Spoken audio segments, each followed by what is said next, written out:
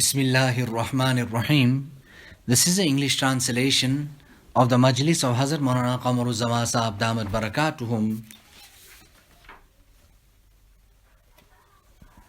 which took place on Friday, the 18th of Zulhijjah, 1444, corresponding with the English date, 7th of July 2023. Hazrat Wala starts off this majlis by quoting the hadith of Rasulullah sallallahu alayhi wasallam, لَيْسَ شَيْءٌ أَكْرَمَ عَلَى اللَّهِ تَعَالَى مِنَ الدُّعَى. Hazrat Wala is saying, this kitab that I have in front of me, Asharatu Qawaid fi Tazkiyatin Nufus, the 10 principles in the purification of the nafs. Now this particular kitab is by Sheikh Abdul Razzaq ibn Badr. Arab alim has compiled and composed this particular kitab. You know, Hazrat Wala is saying, I heard from Hazrat Maulana Shah Wasiullah Sahab saying on different occasions, maybe he would have been saying to somebody or this or that or the other, that whatever I had to do from my side I had done, but now you continue progressing by means of dua. By means of dua, now you go forward.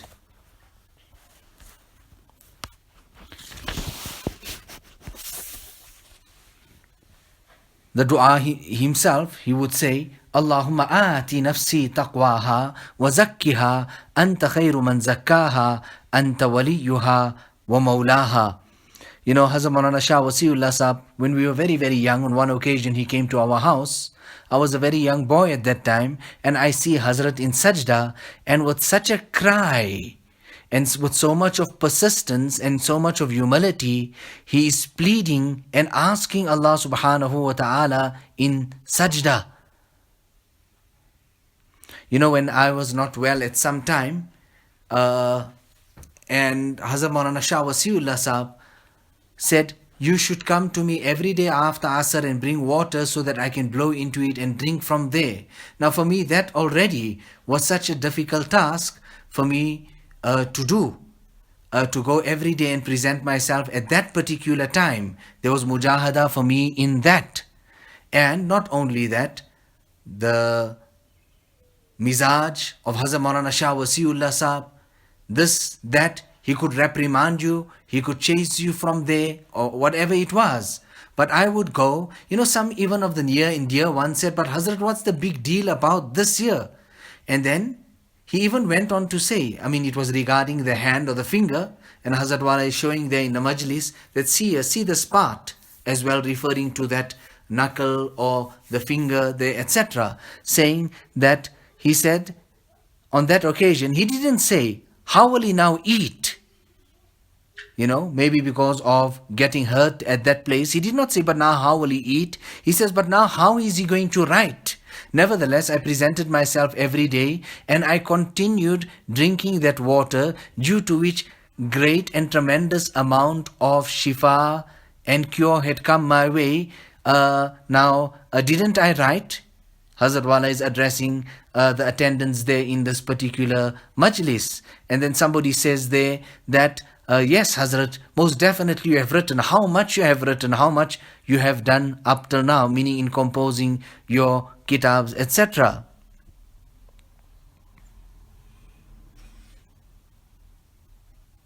So this was Hazrat Maulana Shah Wasiullah Sahab. Even Ghair Muqallid Alim would come, and at that time he would present whatever he had to present to them. He presented to this Ghair Muqallid Alim Tarsi'ul Jawahir al-Makkiyah, and he was deeply affected by this. There was a person in Fatahpur in the Khanqa there. He would cry, and with so much of humility, Ilha Ozari, carry out dua, etc.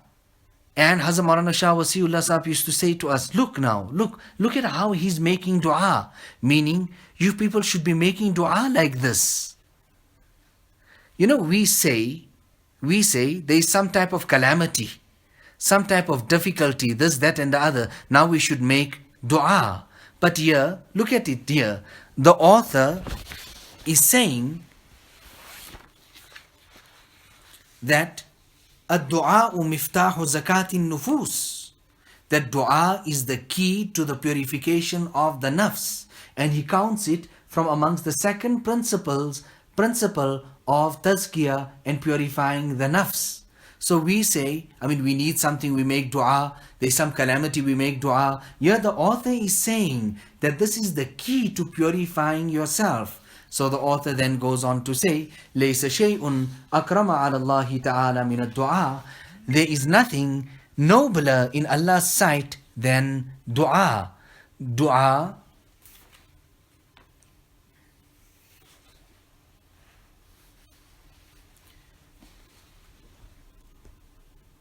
is one of the most superior forms of worship in Allah's sight.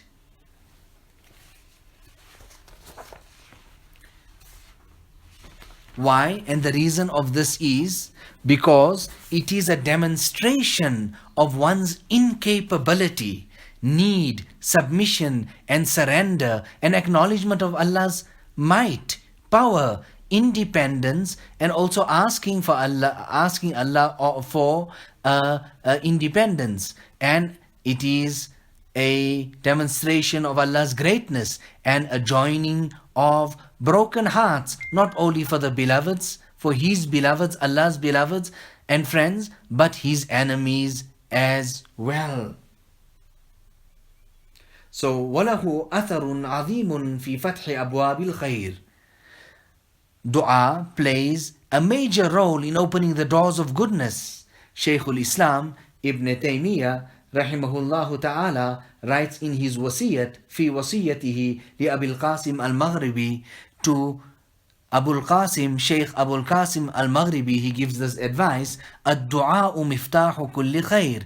Dua is the key to every good. Thus, no matter what good of this world or the year after you hope for, ask it from Allah subhanahu wa ta'ala. Beg and beseech Him for its acquisition. Allah ta'ala promised to accept the dua of the one who calls to Him, beseeches Him and begs Him.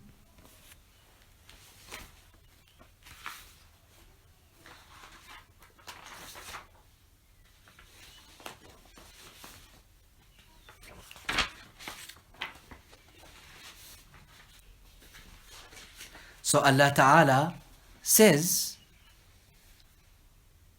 وَقَالَ رَبُّكُمُ ادْعُونِي أَسْتَجِبْ لَكُمْ. Your sustainer says, call to me so that I may respond to your call.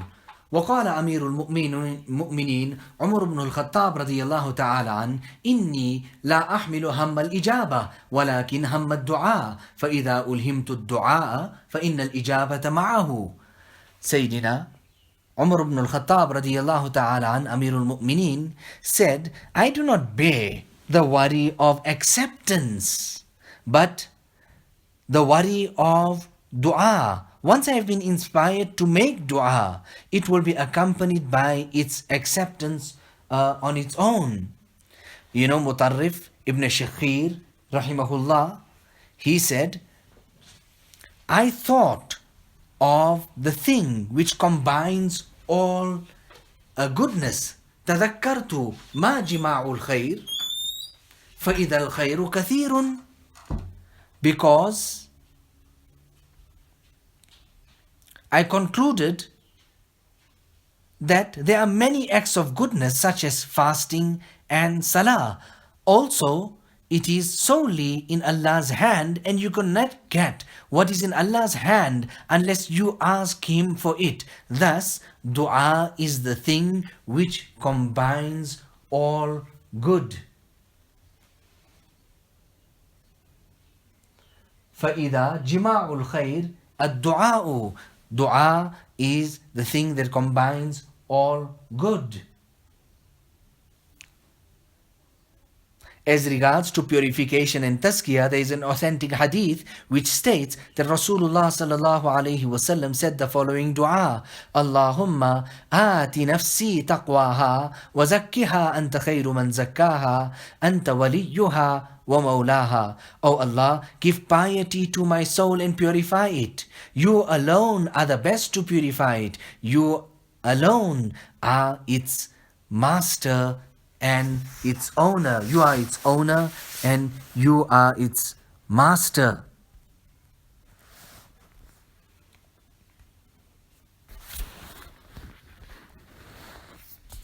You know, Hazrat Maulana Muhammad Ahmad Saab used to speak much about the incident of Akbar, the king. On one occasion, he went for hunting, and on the road somewhere, he became very, very thirsty, and then he comes to this hut of this innocent, of this very simple, poor person, asking for a glass of water. Can you believe that?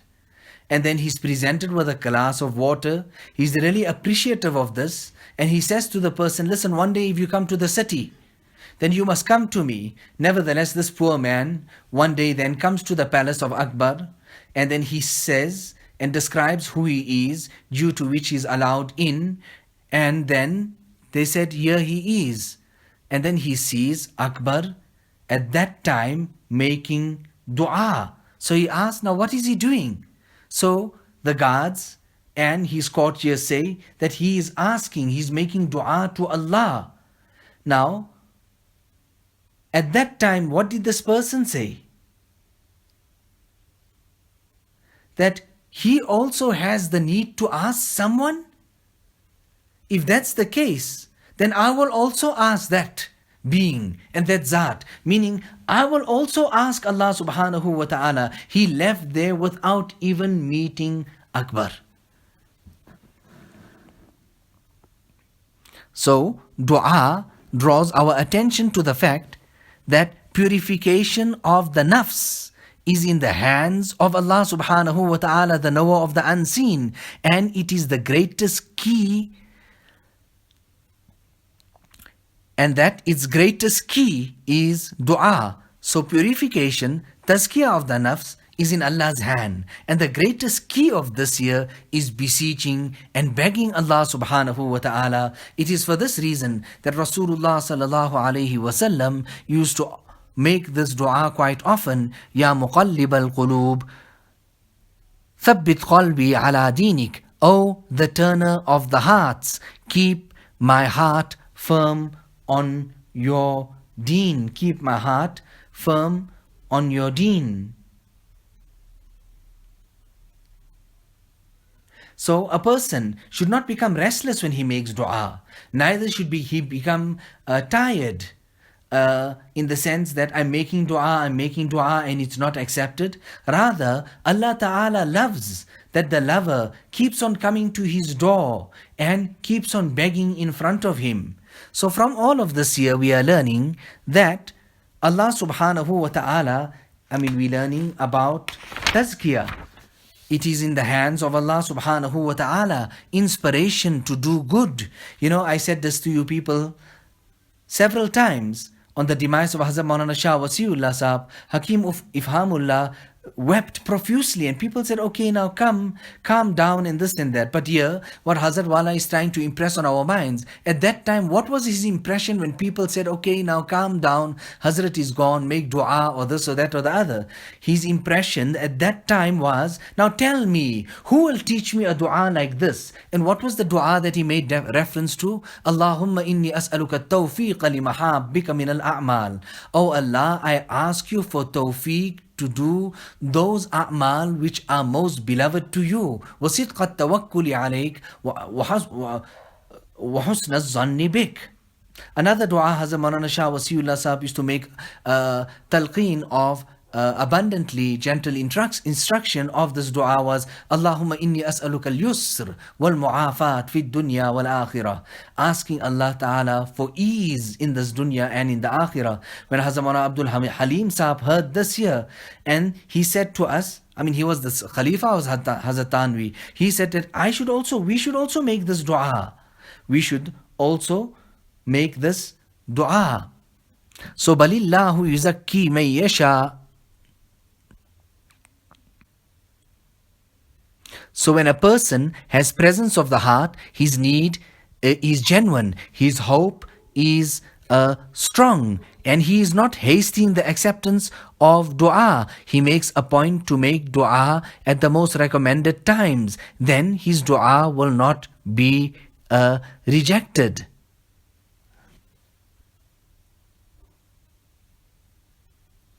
Hazrat Barra radiallahu ta'ala said that Rasulullah sallallahu alayhi wasallam was moving the soil with us on the day of Ahzab, and the soil covered the whiteness of his stomach. He was saying, by Allah, had Allah not guided us, we would neither have given charity nor performed salat. Wallah, lawlallah mahtadayna wala tasaddaqna wala sallayna. If Allah did not guide us, we would have neither given charity nor performed any salat.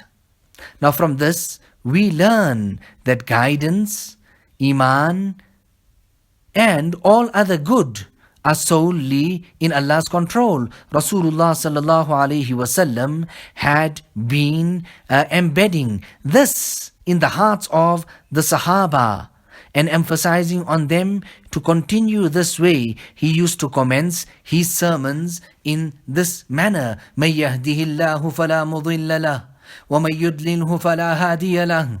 The one whom Allah guides, none can lead astray, and the one whom Allah causes to go astray, none can guide. So this principle is the greatest door to purification, tazkiyah of the nafs. The person who realizes that righteousness, purification, steadfastness of his nafs are all in Allah's control, will seek refuge in Him. He will fall at Allah's threshold and beseech Him alone. He will focus all his hopes and wants on Him, so that he may realize purification of the nafs is from Him, and its salvation and success in this world, and its salvation and success in this world and the year after. So Allah Ta'ala give us the tawfiq and the hidayat of making dua. Allahumma inna nas'aluka at-tawfiq limahabbika min al-a'mal wa sidqa at-tawakkul alayk wa husna az-zanni bik. Allahumma inna nas'aluka at-tawfiq limahabbika min al-a'mal wa sidqa at-tawakkul alayk wa husna az-zanni bik. Allahumma inna nas'aluka at-tawfiq limahabbika min al-a'mal wa sidqa at-tawakkul alayk wa husna az-zanni bik. In this dua, so much, rather great portion of suluk and tasawwuf has been mentioned. Allah Ta'ala give us the tawfiq and the hidayat of making dua. ربنا تقبل منا إنك أنت السميع العليم وتب علينا إنك أنت التواب الرحيم بحرمة سيد النبي الكريم صلى الله عليه وسلم.